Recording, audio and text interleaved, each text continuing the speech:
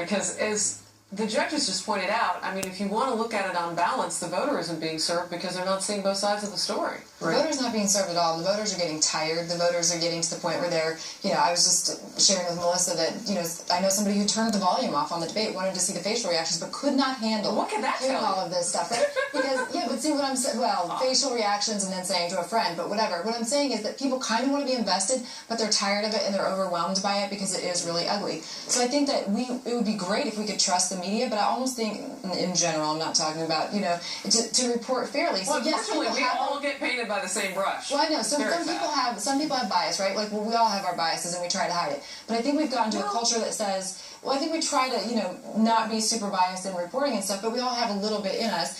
So I think the problem is that our society today feels like, well, it's accepted that this place is biased, it's accepted that that place is biased, and so they're less cautious about throwing their biases out, which probably also helps them to get to that level where they're like, I'll just share questions, I don't care. We already know from statistics that people shouldn't be talking about this stuff on the job, unless they are working news. It's not that different. The point that Tucker made, though, was that it's okay that John Harwood's a liberal Democrat. It's that when you get out there, you're supposed to have this adversarial relationship with the person that you're interviewing and treat both sides fairly and challenge them. And sometimes people forget that. That's what we're seeing. It's the same as a judge.